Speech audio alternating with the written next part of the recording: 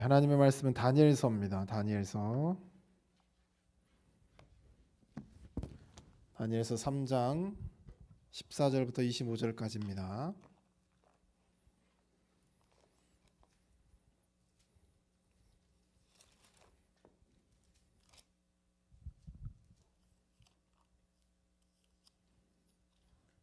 다니엘서 3장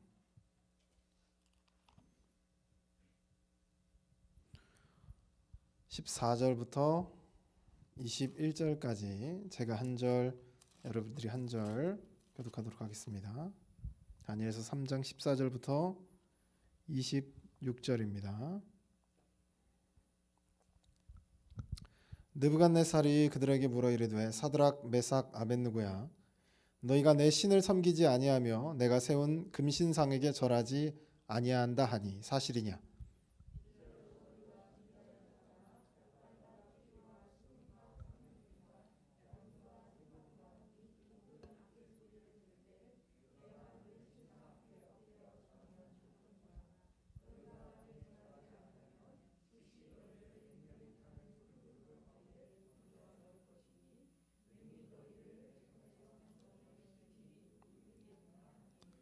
사드락과 메삭과 아벳느고가 왕에게 대답하여 이르되 느부갓네살이여 우리가 이 일에 대하여 왕에게 대답할 필요가 없나이다.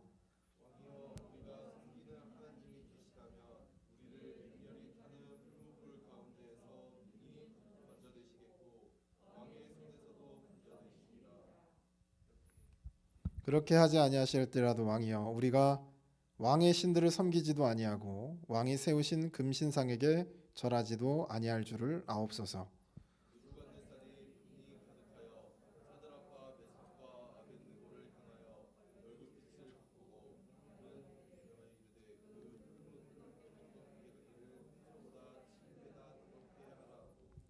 군대 중 용사 몇 사람에게 명령하여 사드락과 메삭과 아벳느고를 결박하여 극렬히 타는 풀무불 가운데 던지라 하니라.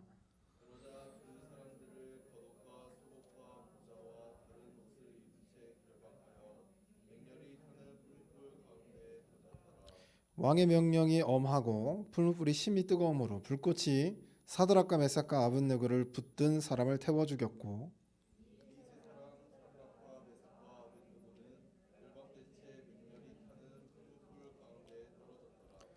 그때 느부갓네살이 놀라 급히 일어나서 모사들에게 물어 이르되 우리가 결박한 불 가운데에 던진 자는 세 사람이 아니었느냐 하니 그들이 왕에게 대답하여 이르되 왕이여 옳소이다 하더라.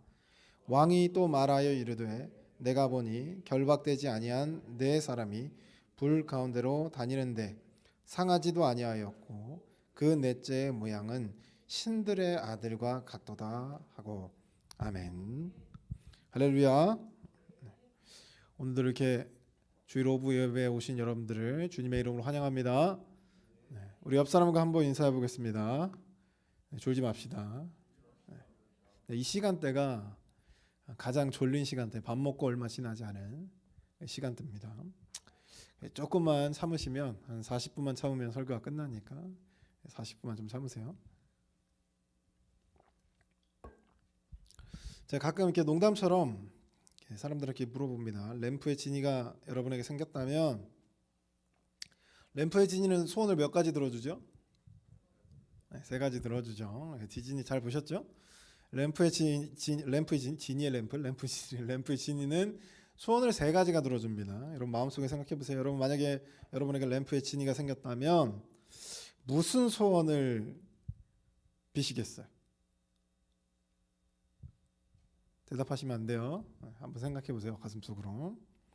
어떤 친구는 어떤 소원을 빌 거냐 했더니 한 100억만 있었으면 좋겠다 이렇게 얘기했습니다. 100억만 있으면 내 삶이 괜찮을 것 같다 라고 얘기했고, 어떤 친구는 애인이 있으면 참 좋겠다. 왜 웃어? 그리고 어떤 친구는 핸드폰이 있으면 좋겠다 하면서 울기도 하고 그랬었어요. 자, 이 사람들의 이제 소원들이 그 사람이 정말 열망하는 게 뭔지를 우리가 볼 수 있습니다. 그래서 제가 사람들을 만날 때 처음 만나는 사람들 이렇게 얘기를 하다가 좀 진중한 대화가 오고 가면 꼭 물어보는 게 꿈이 뭐예요? 이런 거 물어봐요. 굉장히 불편한 질문이죠. 혹시 꿈이 뭐예요? 뭐 하고 싶어요? 이런 거 물어봐요. 근데 이 램프의 진이에 대한 얘기도 소원을 들어주는 세 가지 소원을 들어주는 램프의 진이 이야기도 마찬가지입니다. 그 사람이 무엇을 소원으로 빌 것인가 라고 하는 것이 그 사람이 지금 열망하는 것이 무엇인가를 보여줘요. 하나님이 나타나서 램프의 진이처럼 솔로몬에게 네가 뭐 갖고 싶니? 라고 했습니다. 그때 솔로몬이 빌었던 소원 여러분 다 아시죠? 벌써 지금 가시려고 하는 것 같은데 솔로몬이 빌었던 소원이 여러분 뭔지 아시죠? 재물도 아니고 부귀도 아니고 영화도 아니었습니다. 적어도 그때 당시에 솔로몬은 한 가지만을 보고 있었죠. 이 나라를 다스릴 지혜가 필요했던 겁니다. 내 나라가 아니라 이게 하나님의 나라니까 하나님의 지혜로 다스릴 수 있는 그런 능력을 원했던 거죠. 그런데 우리는 자꾸 다른 것을 찾아요. 솔로몬의 이야기를 듣지만 우리는 다른 것을 찾습니다. 100억을 찾고 애인을 찾고 내 귀중품을 찾습니다. 왜냐하면 이제 다른 건 다 제치켜두고 다른 건 장난이 없으니까 100억을 예로 들어 봅시다. 여러분 100억 있으면 여러분이 재정적으로 부족함이 없이 살 수 있을 거예요. 부족한가요? 부족해요? 어린 학생들은 잘 모르겠지만 100억 정도를 갖고 있으면 은행에만 넣어놔도 여러분들이 먹고 사는 데는 큰 지장이 없습니다. 지장 정도가 아니라 여러분이 타고 싶은 차 정도까지는 탈 수 있겠죠. 어디 가서 무시받지 않을 돈입니다. 100억. 아마 여러분이 신한은행 여기 진접점에 가가지고 신한은행 없어졌나? 그 국민은행 진접점에 가서 100억을 예금하겠습니다. 그러면 갑자기 여러분이 VIP가 될 거예요. 갑자기 지점장님이 내려와가지고 여러분을 맞이할 겁니다. 무시 못할 돈이죠. 그 100억이 내 인생을 책임져 줄 것이라고 생각하기 때문에 100억을 달라고 한 거예요. 근데 만약에 생각해 봅시다. 여러분의 100억 그 램프 진이에게 100억을 달라서 100억을 받았어요. 근데 여러분이 그 신약성경 예수님께서 예화로 들었던 것처럼 그 다음 날 창고를 새로 지은 부자가 그 다음 날 죽은 것처럼 여러분 100억 받은 그 다음 날 죽었으면 어떻게 될까요? 그 돈은 아무 의미 없겠지요. 여러분의 삶을 책임져 주지 않는다라는 겁니다. 그래서 우리가 한 가지 개념을 조금 알아야 되는 게 우상. 여러분 그 돌로 그냥 사람 모양 만든다고 해서 우상이 되는 게 아닙니다. 우상이라고 하는 것 왜 우상이 생겼는지를 우리가 생각해 봐야 돼요. 왜 우상이 생겼냐면 우리가 원래 하나님을 믿도록 만들어져 있습니다. 우리가 죄에 의해서 선악과를 따먹은 그 순간부터 우리가 죄악으로 물들었기 때문에 죄인이 되었기 때문에 하나님을 알지만 하나님을 찾지 않을 뿐이지 우리는 원래 만들어지기를 하나님과 교통하고 하나님과 함께 하도록 만들어졌어요. 그래서 하나님 나라에 살도록 만들어졌습니다. 그래서 우리가 하나님을 찾아요. 하나님에 대한 신앙이 있습니다. 그거를 칼빈은 종교의 씨앗이라고 하기도 합니다. 그래서 이것을 사람은 누구나 가지고 있어서 하나님을 찾으려고. 근데 여러분 우상이란 게 뭐냐면 하나님을 섬기긴 싫은 거예요. 이해되셨죠? 이 죄인인 우리가 하나님을 섬기긴 싫어요. 그러면 하나님을 대신할 만한 뭔가 내가 핑계 삼을 만한 것이 필요하겠죠. 그래서 하나를 만드는 겁니다. 그래서 뭉뚱그려서 얘기하는 거예요. 이거는 신이다 이런 거 만드는 거죠. 그리고 거기에 정성을 쏟습니다. 그 대상이 보통 토테미즘에서 뭐죠? 돌, 나무, 그렇죠? 산이잖아요. 여기 주곡중학교에도 어디 산 전기를 이렇게 끌어모으시죠? 어디 산을 끌어모아요? 하여튼 그놈의 전기는 나만 하지 않을 것 같은데 철마산이에요? 나 초등학교 때 어딘지 까먹었네. 그놈의 전기를 어디서 이렇게 끌어 마시는지. 이게 뿌리 박혀 있는 거예요. 우리의 그 문화에. 그래서 하나님을 대처하는 것을 만든 거죠. 그게 우상입니다. 하나님을 대처할 만한 걸 다른 걸 만든 거예요. 한 가지 예로 들어볼까요? 모세 시대 때 출애굽했어요. 그 모세가 율법을 받으러 산에 올라가거든요. 근데 이게 몇십 일이 지나도 안 내려와요. 보통 여러분 사람이 음식을 안 먹으면 일주일을 버티기 힘들거든요. 일주일이 아니고 몇십 일을 지나도록 안 내려오는 거예요. 그럼 이 사람은 어떻게 된 거예요? 죽은 거죠. 자, 정치적으로 보세요. 지금 200만 명 정도가 있어요. 애들까지 다 합해서 200만 명 정도의 인구가 정말 대이동인데 그들이 모세 한 사람에 의해서 지금 나왔거든요. 근데 모세가 죽었다고 생각된 거죠. 그럼 정치적으로 혼란이 올까요, 안 올까요? 아니, 올 거 아닙니까? 지금 모세가 없어요. 어떻게 어디로 가야 될지 몰라. 이 민족이 뿔뿔이 흩어지거나 또는 사라질 위기에 처한 거죠. 그럼 이 정치인들이 해야 될 일이 뭐예요? 이 민족을 다시 규합시켜야 돼요. 그래서 뭘 만들죠?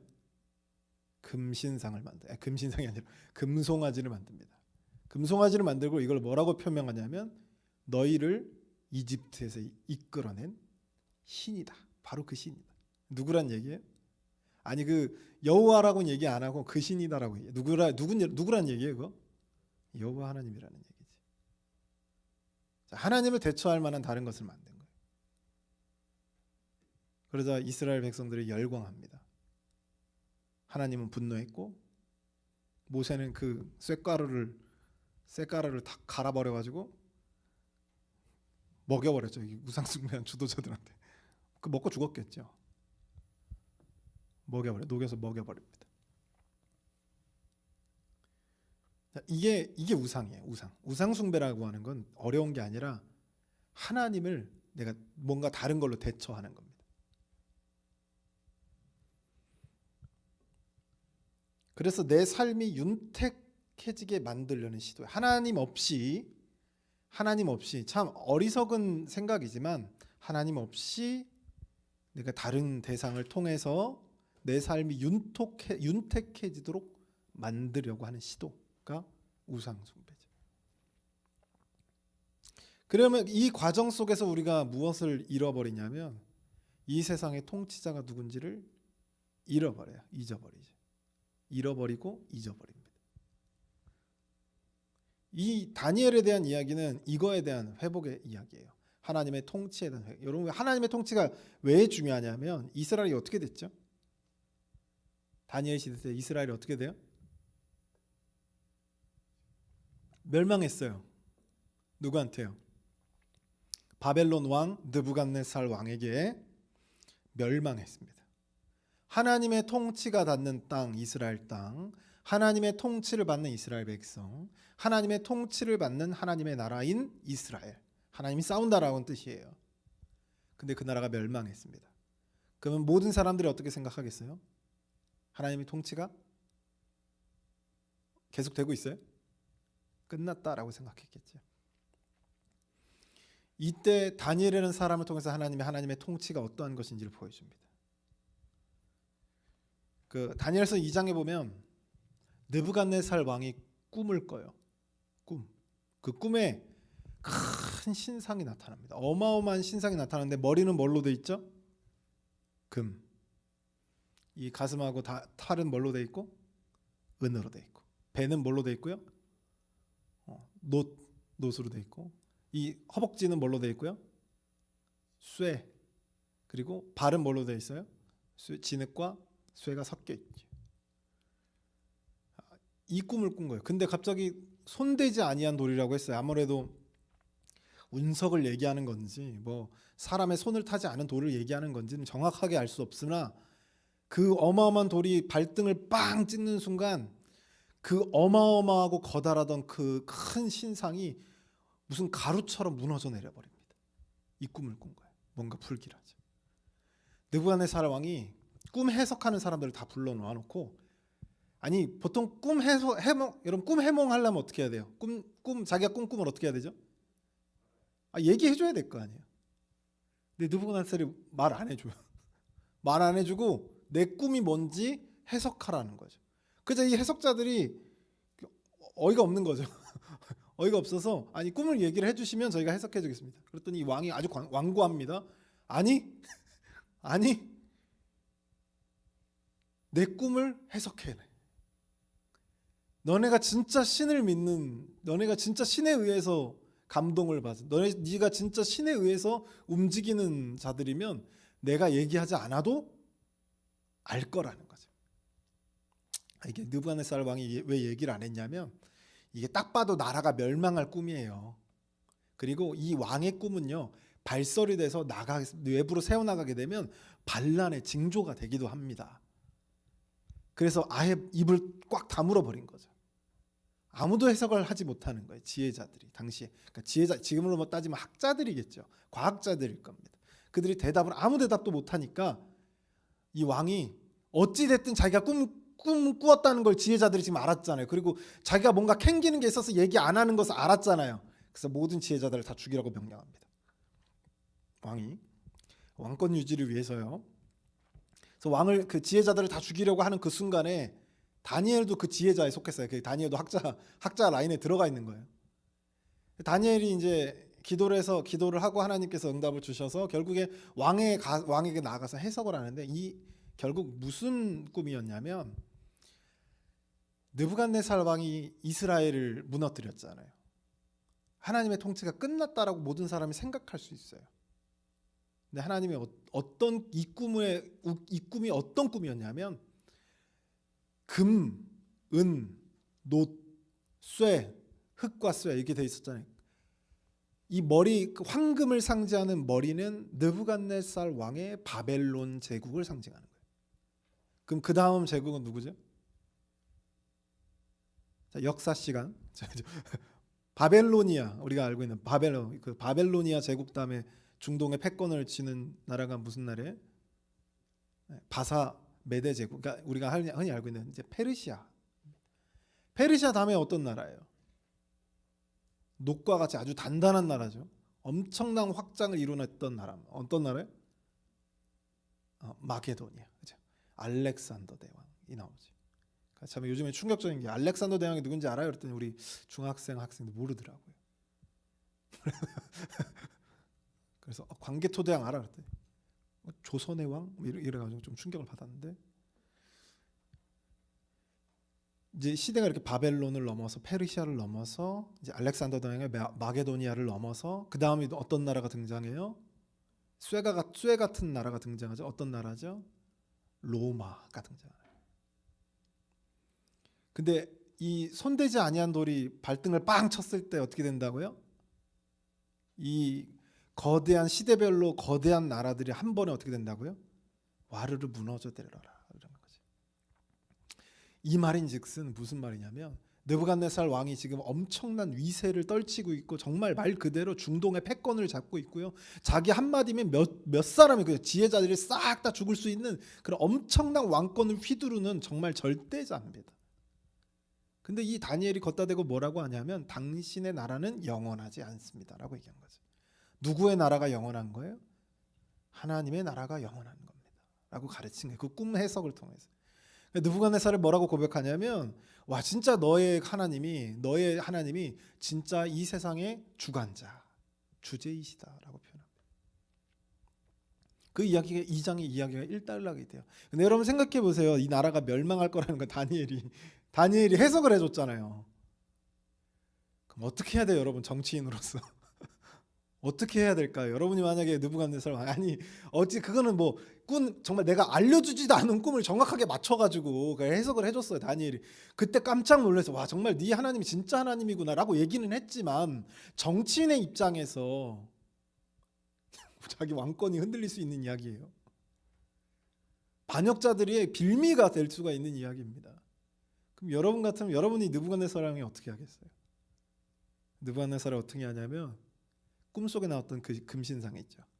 그걸 똑같이 만들어요. 대신에 어떻게 하냐면 자기 나라와 자기를 상징하는 금으로 다 만드는 거지. 금, 은, 놋, 쇠 이게 아니라 다 금으로 만드는. 그러니까 내 나라는 뭐한 나라다? 영원한 나라다.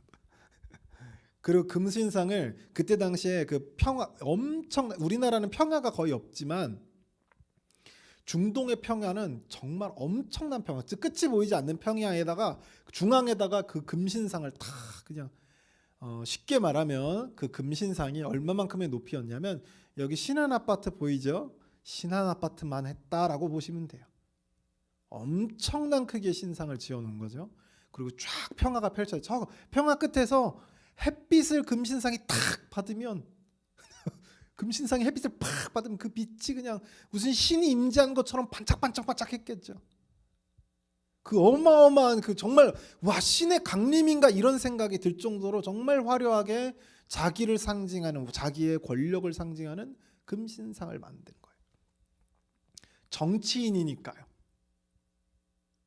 그래서 어떻게 하냐면 지방 관리들을 다 불러 모아놓고 그러니까 자기가 점령했던 나라들 각 지방관들 각 나라의 그 왕족들 있죠. 내가 점령했던 그들을 다 불러 모아놓고 이 금신상 앞에 다 세우는 거예요.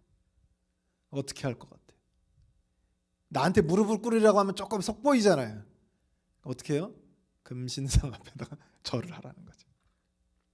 내가 지금 모든 그 나라에 있는 모든 악기들 다 동원해. 지금으로 따지면은 모든 지금 가수들 다 데리고 와가지고 거기다 쫙 세워놓고 음악 빡 틀면은 거기 어떻게 정말 경건한 분위기가 되겠죠. 그때 절을 하라는 거예요. 햇빛이 쫙 내비쳐서 막 반짝반짝한 그 신과 같은 그 금신상 앞에 수많은 악기들이 막 요동치는 그 소리를 들으면서 거기다 절을 하라는 거죠. 왜 그렇게 했을까요? 여러분 왜 그렇게 했을까요? 왜 그렇게 했죠? 할 일이 없어서 그랬나요? 자기의 왕권을 곤고히 하기 위해서 그래요. 정치인이니까. 정치를 해야 되니까 어쩔 수 없는 거예요. 근데 여기서 하필 다니엘은 없었어요. 다니엘이 있었으면 이야기가 아마 안 흘러갔을 거예요. 이 자리에 다니엘이 있었다면 느부갓네살 왕이 그랬어? 하고 끝났을 건데 하필 다니엘은 없고 누가 있었어요? 다니엘의 세 친구가 있었다. 이 느부갓네살 왕이 아끼는 사람이긴 하지만 다니엘에게는 조금 이제 느부갓네살 왕이 이제 자기 주장을 못 펴요. 함부로 못 대하는 거죠. 근데 이 세 친구는 아닌 거예요. 이 세 친구가 절을 안 했다는 이야기를 느부갓네살이 지나가다가 걔네 셋이 절 안 하는 걸 봤으면 그냥 모른 척했을 거예요. 모른 척했을 텐데 누가 또 고발했네. 민원이 들어온 거죠. 이 무시할 수가 없네. 왕권하고 관련이 있거든요. 누가 고발하니까 데려오라는 거죠. 한 번 더 기회를. 왕이 한 번 원래는 여기서 절하지 않으면 내가 풀무불에 다 던져버리다. 정말 정말 강구하게 얘기했거든요. 저 강하게 얘기했어요. 기회는 없습니다. 근데 이 세 친구가 오니까 느부갓네살 왕이 기회를 한 번 더 줘요. 그렇죠? 한 번의 찬스를 더 주지. 한 번 더 찬스를 더 줄게. 자, 다시 음악 틀면 거기 다시 절해. 그러면서 뭐라고 하냐면 경고를 합니다. 엄중히 경고하죠. 과연 너희들을 내 손에서 건져낼 신이 있겠느냐라고 얘기해요. 이 느부갓네살 왕이 다니엘이 아니니까 너희를 건져낼 신이 과연 이 세상에 있겠느냐. 내 손에서 너희를 건져낼 신이. 자, 이때 이 사드락과 메삭과 아벳느고 다니엘의 세 친구죠. 이 사람들이 뭐라고 얘기하냐면 절하지 않겠다는 거죠. 아니 뭐 절대자 앞에서 이 정치 싸움이거든요. 이거 정치 싸움이 잘못하면 휘말려서 죽어요. 근데 이 세 친구가 뭐라고 하냐면 자신들의 신앙을 관철시키죠. 무릎 꿇지 않겠습니다. 나는 무릎 꿇지 않겠습니다. 우리의 세상은 무릎 꿇지 않겠습니다.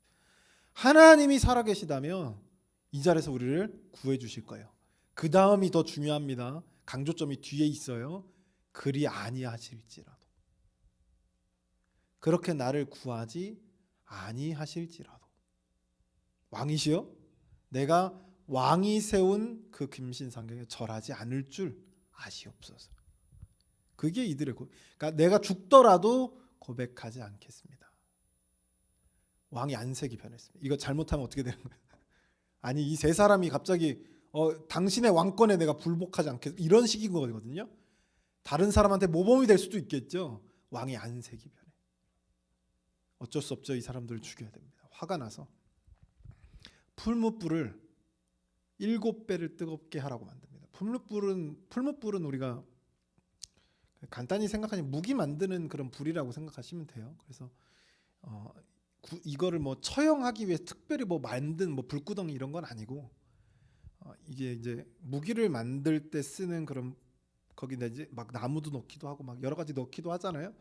사람도 넣어버리는 거죠. 잘 타니까요. 거기 들어갔다가 나오면 없어지는 거예요. 뼈가루도 없어져 버리는 거죠. 그만큼 이 쇠를 단련하거나 쇠를 녹여서 만드는 그 과정 속에서 불의 온도가 1000도입니다. 그러니까 1000도인데 그 7배를 뜨겁게 했다니까 7000도인데 당시 기술로는 좀 불가능한 얘기고, 그러니까 최대한 뜨겁게 했다는 얘기죠. 7배를 뜨겁게 해라.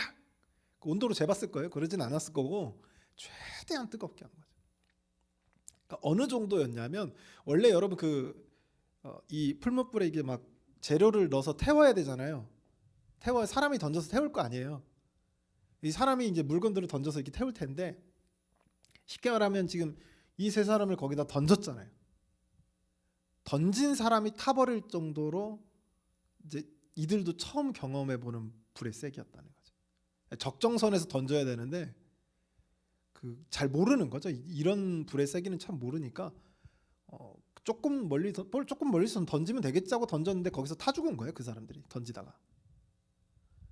그만큼 뜨거운 불이었고 그만큼 왕이 화가 났고 정치적으로 굉장히 위급한 상황인 거죠. 이거는 뭐 봐줄 수가 없고 이 느부갓네살 왕 스스로도 얘네들을 구해줄 수가 없는 거예요. 정치인이니까요.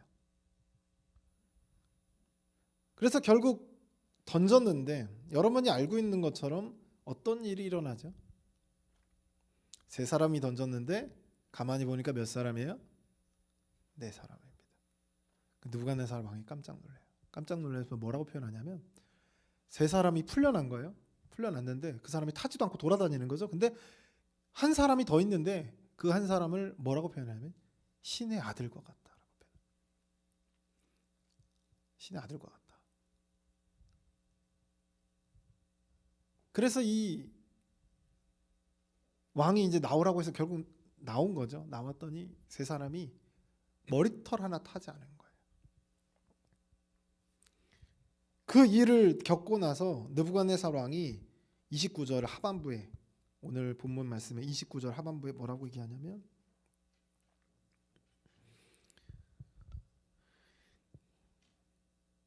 29절에 느부갓네살 왕이 고백하죠. 제가 다 읽어드릴게요. 그러므로 내가 이제 조서를 내놓으니 각 백성과 각 나라의 각 언어를 말하는 자가 모두 사드락과 메삭과 아벳느고의 하나님께 경솔히 말하거든 그 몸을 쪼개고 그 집을 거름토로 삼을지니 이는 이같이 사람을 구원할 다른 신이 없음이니라. 느부갓네살 왕이 이제 조서까지 내렸어요. 각 지방에다가 조서까지 내려가지고 사드락과 메삭과 아벳느고의 하나님을 무시하는 사람들 어떻게 하라고요? 집터를 쓸어버리라는 거죠. 왜냐하면 이 하나님, 이 신 외에는 이들을 구할 신이 없다는 거죠. 이 불꽃에서 7000도라고 하는 불꽃에서 구할 신이 없다는 겁니다. 그래서 30절에 보면 사드락과 메삭과 아벳느고가 어떻게 되냐면 이제 지방관으로 파송을 받는데 거기서 가장 높은 자리에서 관리직을 행하는 겁니다. 그 전보다 더 높은 사람, 죽을 위기를 거쳐서 더 가장 높은 자리에 오른 거죠. 이 이야기 속에서 하나님이 우리에게 말씀하신 게 뭐냐면 우리가 보통 아마 이 시대 때 많은 사람들이 자기의 목숨, 자기의 삶, 자기의 인생을 걸어야 했던 시기예요. 왜냐하면 나라가 멸망했어요. 나라가 멸망했고 거기서 살아가야 되다 보니까 자기 민족을 팔아야 됐고 자기 신앙을 팔아야 했습니다. 그래야지 살아만 남을 수 있었던 시기예요. 근데 그 시기에 다니엘서는 무엇을 얘기하냐면 무엇이 우상인, 이제는 우리가 얘기해서 들어갔죠. 금신상 그 자체는요 정치적인 어떤 쇼맨십이었을 뿐이에요. 느부갓네살 왕이 진짜 그게 신이라고 생각하지 않았어요. 그게 자기에게 투영해서 자기 권세에 무릎을 꿇는 거기 때문에. 근데 사단은요 그렇게 역사합니다. 정치인들은 그렇게 이제 느부갓네살 왕은 이렇게 이야기했죠. 내가 그럴 의도는 아니었어. 하지만 사단은 그럴 의도해서 그렇게 만들어가는 거예요. 그래서 이 다니엘 세 친구가 그걸 몰랐던 게 아니고 사단의 그 움직임을 알았던 것이고, 그래서 거기다 무릎을 꿇지 않았습니다. 하나님은 그걸 아셨고 그들을 거기서 구해내시는 거죠. 그래서 이 세 사람의 이야기를 통해서 우리에게 보여주시는 게 뭐냐면 하나님의 통치가 끝나지 않았다는 거죠. 다른 나라에서도 세계 곳곳에서도 하나님의 통치는 계속되고 있고 하나님의 손길은 지금도 하나님의 사람들을 중심으로 무언가를 하고 계시다는 거죠. 우리가 모를 뿐이지. 우리가 일제시대 때 여러분 생각해 보세요. 일제시대 때 신사참배 아시죠? 저는 정확히 잘 몰라요. 교과서로만 배워가지고 신사참배 이게 정확하게 뭔지는 모릅니다. 근데 그때 당시 느꼈던 우리 한국 교회의 리더자들은 이것을 우상숭배라고 봤어요. 그러면 여러분 생각해 봅시다. 일제시대 일본의 그 정치인들은 정말 이걸 신이라고 생각해서 무릎을 꿇었던 걸까요? 거기다 강요했던 걸까요? 아니죠. 민족을 하나로 묶을 종교가 필요했던 것뿐입니다. 조선인과 일본인을 하나로 묶을 수 있는 통일된 종교가 필요했고 그 통일된 종교를 강요했던 거예요. 우리 역사에서 보시면 아시겠지만 고구려나 백제나 신라나 불교로 들여온 이유가 뭐죠? 왕권 강화를 위해서입니다. 한 종교 아래에 한 사상 아래에 한 왕. 그죠? 정치적으로 필요해서 그런 거예요. 정치인들도 그러겠죠. 일본의 당시 시대에 우리가 그러려고 그런 건 아니야 라고 했겠죠. 근데 그걸 또 몰랐던 것도 아니에요. 한국교회 목사님들이. 근데 신사참배를 거부합니다. 그래서 주기철 목사님을 중심으로 해서 대략 한 50여 명의 목사님들이 목숨을 잃어요. 그 신사참배를 안 해서요. 주기철 목사님에게는 고문을 받다가 이제 나와서 차에서 사단이 어떻게 역사하는지 보세요. 차에서 주기철 목사님을 태우고 가다가 신사참배하는 곳에 딱 멈추는 거죠. 그리고 거기서 이제 창문을 살짝 열어요. 사람들 모를 거 아니에요. 창문 살짝 열고 뭐라고 하냐면 여기서 살짝 네가 고개만 숙이면 살려줄게 라고 얘기합니다. 이해되시죠? 아니 굳이 이렇게까지 해야 될 문제예요? 근데 굳이 그렇게까지 한다니까요. 그들도 어쩔 수 없어요. 그들 입장에서도 어쩔 수 없다니까. 근데 우리 입장에서도 어쩔 수 없다는 거죠. 여러분 그 코로나 시작되고 나서 처음에 신천지를 향한 그 정부의 어쩔 수 없는 거예요. 왜냐하면 누군가는 책임을 져야 되거든요. 이 사태에 대해서 누군가는 책임을 져야 돼요. 그 책임을 질 대상이 딱 나온 거죠. 그래서 신천지를 공격했던 거예요. 신천지가 잘못되지 않았다는 건 아니에요. 신천지를 공격해요. 근데 그 신천지 공격받을 때 담임 목사님하고 얘기하면서도 그런 얘기를 했어요. 이게 불똥이 한국 교회에도 오겠다. 정확하게 맞아떨어져서 한국 교회도 그 불똥이 튀겼죠. 정치인들 입장에서 어쩔 수 없어요. 누군가 책임을 져야 되니까. 거의 사단 마귀가 됐죠. 제가 양복 입고 주일날 돌아다니면 저를 벌레 보듯 하더라고요. 가게에서. 저를 벌레 보듯이. 왜 안 왔으면 좋겠네 이런 느낌. 저를 갖고 밥 먹는데 누가 막 쳐다봐요. 양복 입고 있으니까 일요일날. 이제 이 정치인들 입장에서 어쩔 수 없다. 근데 결국 이 모든 과정 속에서 우리가 분별력을 가지고 영적인 분별력을 가지고 우리가 어떻게 해야 되는가를 우리 교회가 코로나가 퍼지는 거 몰라서 코로나가 퍼지는 거 몰라서 교회는 예배를 드려야 됩니다 이런 거 아니잖아요. 그죠? 교회 예배 드려야 됩니다. 그죠? 몰라서 그런 거 아니에요. 그죠? 무식해서 그런 거 아닙니다. 그죠? 무식해서 그런 경우도 있어. 막 입에다 버려가지고 소금약 뿌린다고 뿌렸으니까 그럴 수 있어요. 그죠? 그런 건 우리가 겸허하게 받아들여야 돼요. 그죠? 어떤 목사님이 나와가지고 문재인은 사탄 뭐 이런 그것도 우리가 받아들여야 될 문제예요. 그것도 우리가 뭐 잘못한 부분 중에 하나지만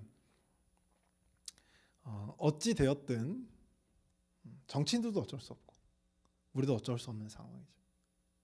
그래서 그 상황에서 다니엘서가 우리에게 보여주는 게 뭐냐면 우리는 누구의 통치를 받는다? 하나님의 통치를 받는 자. 당연히 하나님이 세운 위정자를 무시하면 절대 안 돼. 지금 갑자기 이름이 윤석열 당선이 지금 말이 많죠. 아무래도 거의 뭐 반반 투표가 갈라졌고 거기 때문에 아마 대통령이 되기까지 또는 되고 나서도 말이 많을 거예요.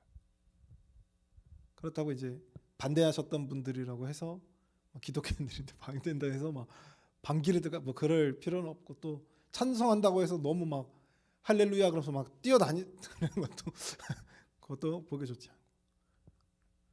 그래서 우리가 지금 위정자들을 무시해서는 안 되지만 우리는 결국 누구의 통치를 받냐? 하나님의 통치를 받는다는 거죠. 그래서 하나님이 보여주시는 거예요. 우리가 누구의 통치를 받냐? 이 세상을 통치하시는 분이 누군가.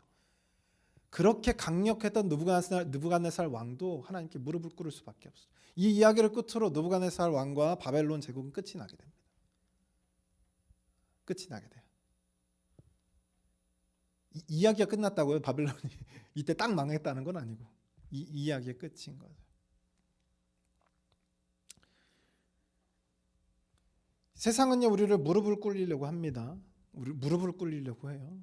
자기에게 무릎을 꿇리려고 합니다. 여러분 사단이 예수님을 시험할 때 어디를 끌고 가죠?